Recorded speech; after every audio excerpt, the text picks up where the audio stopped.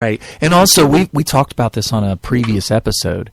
The whole idea of communism is exactly the same for adults as it is for a child being raised by their parents, because they wake up every day and they have a plate of food waiting for them because mom or dad cooks it for them for breakfast. They get sent off to a school that's either being provided for, if it's private, by the actual funds from the parents that are working their butts off to make it, or through taxpayer dollars. And then they get home and then they get a full meal. Everything in a child's life is taken care of them, for them. They have to do nothing. So communism makes sense to a child. Correct. Because they have absolutely no clue the amount of work that their parents have to do to make their little utopia possible. And if you think of it in a child's mind, my boy, who's a year and a half, sees me leave in the morning, and then 12 hours later, because I work for a slave laborer. Oh, whoa, whoa. It's an agreed contract. If your boss is listening. It's an agreed contract we made.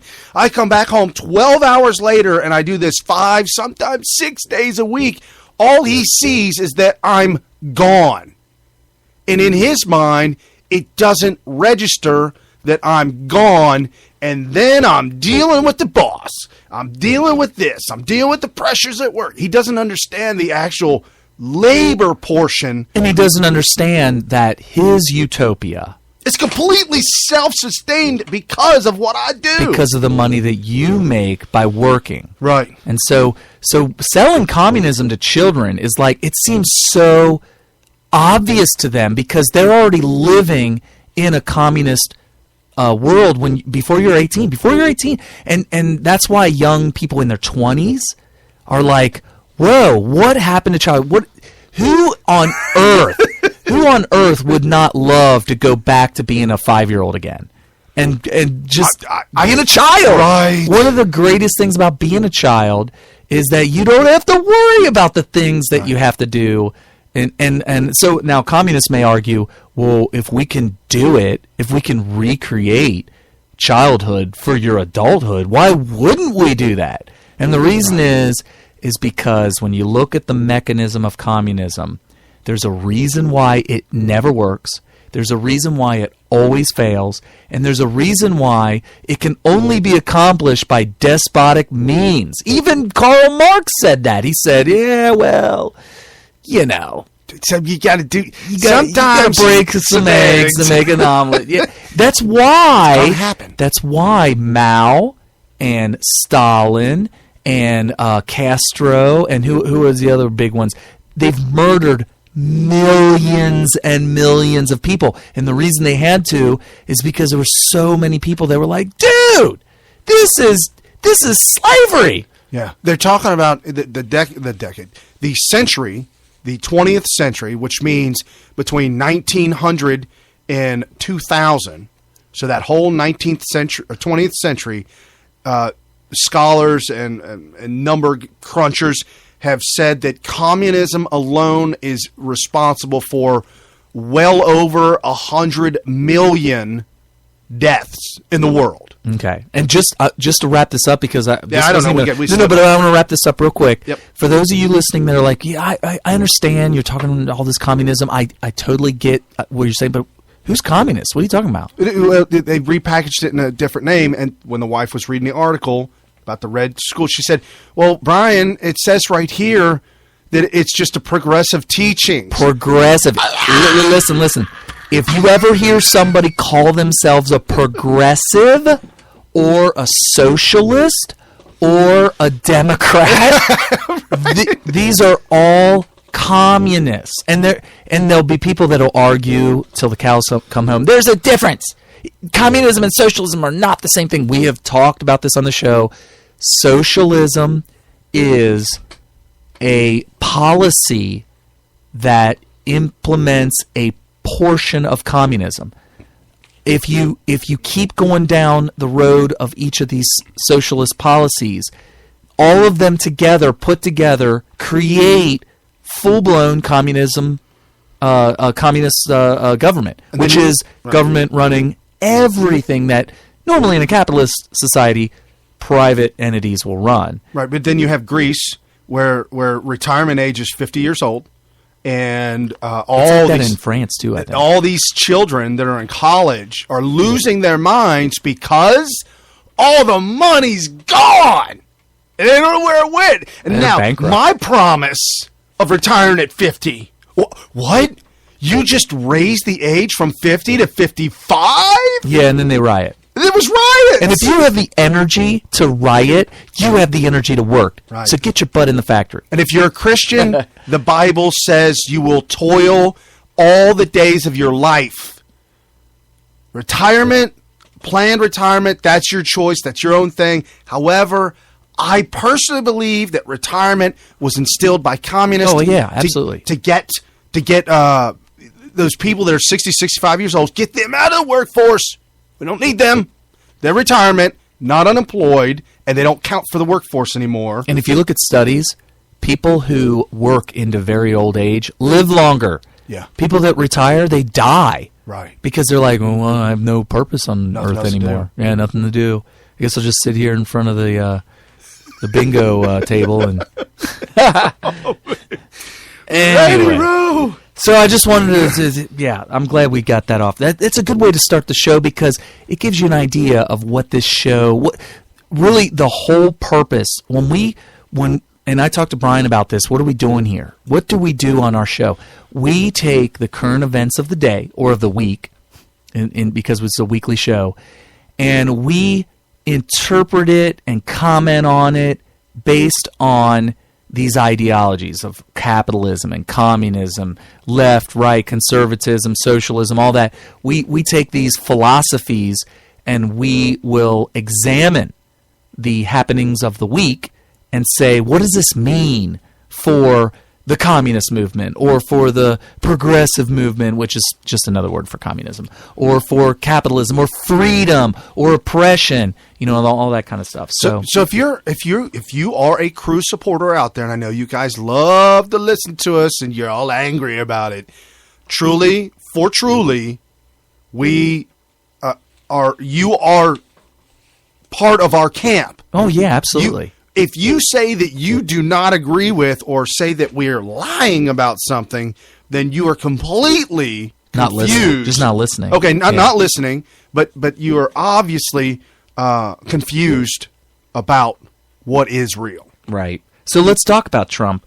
We had the Corey Lewandowski episode, which basically it involves Michelle Fields, who's a reporter, and last week she was attempting to question Trump as he was leaving a rally, and she was accosted! Well, no, she was shoulder to shoulder with him and talking to him. Oh. And you could see this in the surveillance video, and she's right there with him, and he's walking alongside of her. She's walking alongside of him. And then, according to the video surveillance, Corey Lewandowski was behind her and walking up and then reached out, grabbed her by the elbow, and what appeared to me, and I'm not trying to instill any kind of commentary or bias, just based on the video. And you can look at this. I'm not going to tell you something happened that didn't happen, which a lot of people are doing. Right. That's my big rub. Even Rush this week is saying he's put his own moratorium on commenting on this. Just do, and it's interesting that you say that. I actually texted Brian during the week listening to Rush. He has clearly been taken to the woodshed by the Cruz supporters because shut it down. He's just like, I can't even talk about it anymore, because he said if I say it one way, he's going to get yelled at because of X, Y, and Z.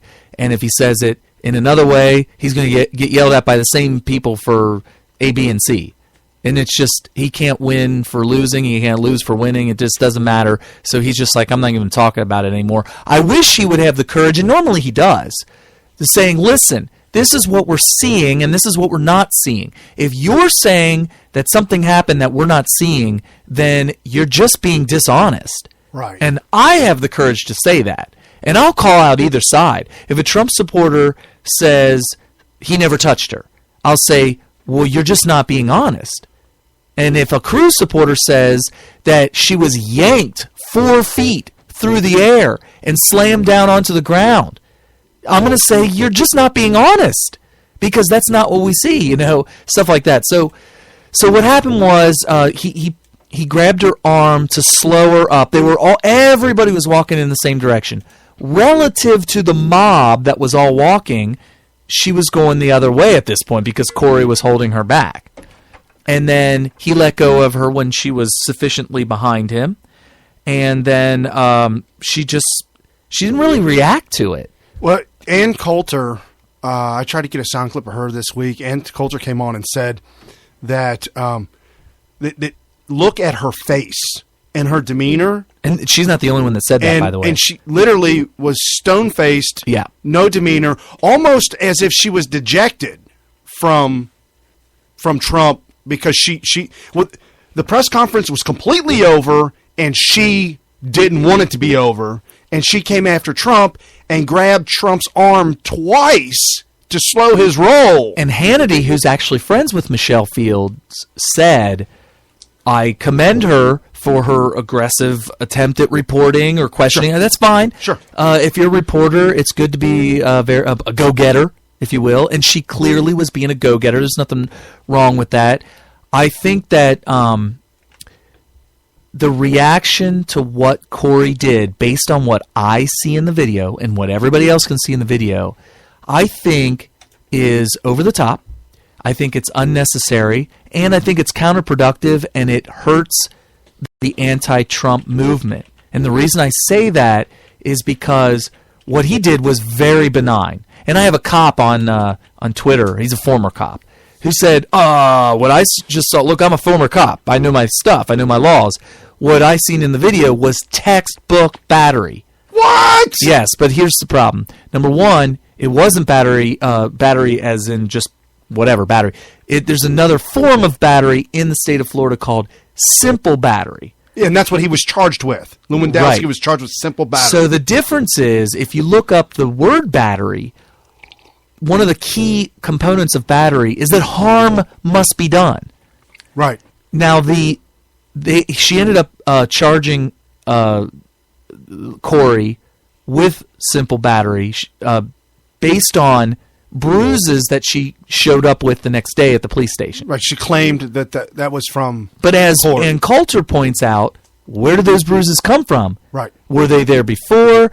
Did somebody else put those bruises on her? Did she do them to herself? There's no way that anybody can prove that those bruises definitely came from Corey. And she even goes further and says, based on the video, I find it highly unlikely that it was Corey that put those bruises on there, because all he did was reach out and grab her elbow to slow her down.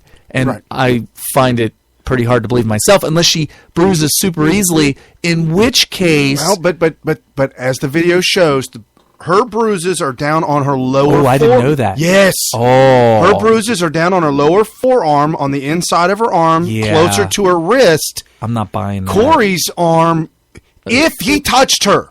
If he did. No, I mean, it's clear that he touched her. He reached out, and as he made contact with her, she slowed down. And it was upper muscle. Well, at least the arm. elbow. I wouldn't go... I wouldn't think that he went... Because her arm, they were shoulder to shoulder. He would have had to reach past her to grab her upper arm. Right, and it doesn't even make any sense. Yeah, it doesn't make any sense. sense. She said, I was jolted backwards. Well, that's a lie. Someone had grabbed me tightly, morning, noon, and nightly. Oh, no, that was a Beastie Boys song. Sorry. Oh. Somebody grabbed me tightly by the arm and yanked me down. Quote, well, clearly Michelle that didn't Fields. happen. That's not an honest assessment of what happened. When she says grabbed her tightly, that could be. We can't say that she wasn't grabbed tightly. But one thing I will say, if it was tight enough to cause harm, as the definition of battery requires, she certainly didn't react very much to it. No, and she stands go, there. Ow! Right, she stands there. As soon as Lewandowski passes her, Trump passes her, it's all over with. The video shows, it looks like she takes a step back, like, oh, man, I've been busted.